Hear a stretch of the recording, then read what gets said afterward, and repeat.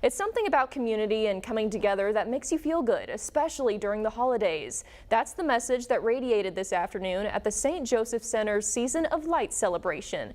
In June of last year, the center was hit by a storm, damaging the windows that were installed back in the 1930s. After months of work, the chapel was able to open again with the transformed windows back in their original spot. This place was a beacon of hope for over a century, and we want to continue that. We really are going to try hard to get this place back up to speed and have it serve the community for another century. Coming up tonight at 10, THV 11's Maya Ellison is taking a closer look at today's event, along with what's next for the center.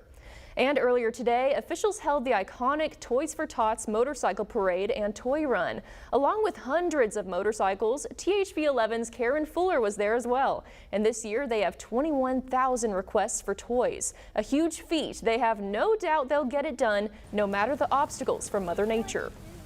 Because in Bob's words, there is no reason for a kid to wake up on Christmas morning without a toy. The kids don't have a choice.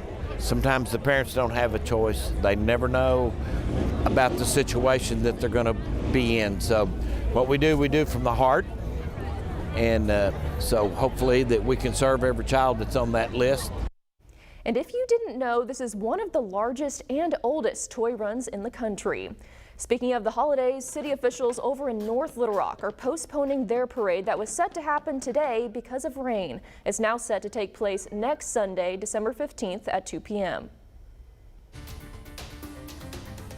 Arkansas State Police have arrested 2 people connected to a shooting that injured a Little Rock man almost 3 years ago on I-630. A tactical team helped arrest 25-year-old Shedra Thomas in Pine Bluff on Tuesday. When he got to the Pulaski County Jail, he joined 24-year-old DeAndrian Meadows, facing charges for the same shooting. Troopers didn't identify the victim in the incident that happened just before dark on the interstate. Witnesses say they saw a rifle fire at the victim's car. These charges are for attempted murder, but Meadows has a court date next month on a separate murder charge.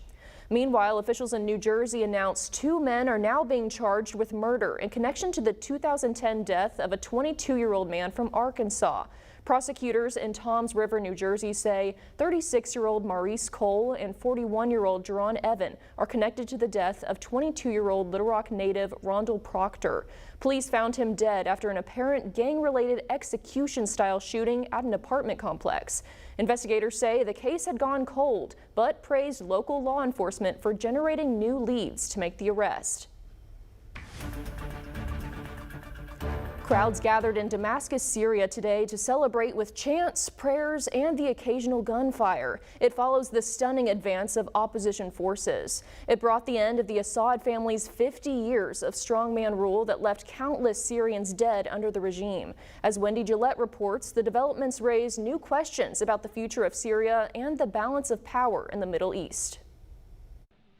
President Biden delivered his first public remarks Sunday on the collapse of Syria's longtime ruling regime under President Bashar al-Assad. At long last, the Assad regime has fallen.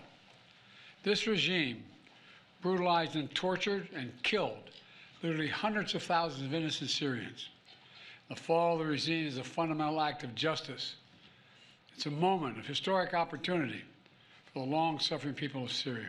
CBS News cannot yet confirm the whereabouts of al-Assad, who fled Damascus as rebel fighters swept across the country and into the capital. State-run media outlets in Russia say al-Assad has landed in Moscow. The dramatic turn of events follows 59-year-old al-Assad's 14-year battle with the help of patrons, Iran, and Russia to keep control of Syria while it was engulfed in a brutal civil war.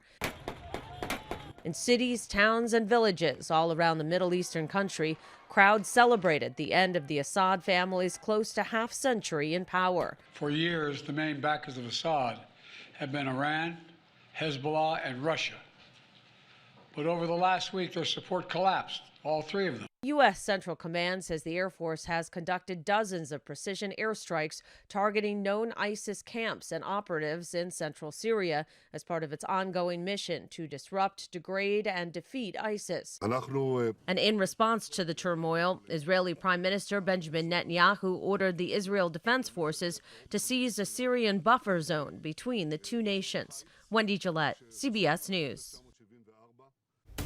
Well, it's the end of an era as Taylor Swift wraps up her record-breaking tour tonight. We're taking a look back at the concert fans will remember all too well. And the rain we've been seeing today will wrap up overnight, but we can't rule out an isolated shower tomorrow as our cold front moves through tomorrow evening. We're talking through the timeline and impacts of what's to come this week right after the break.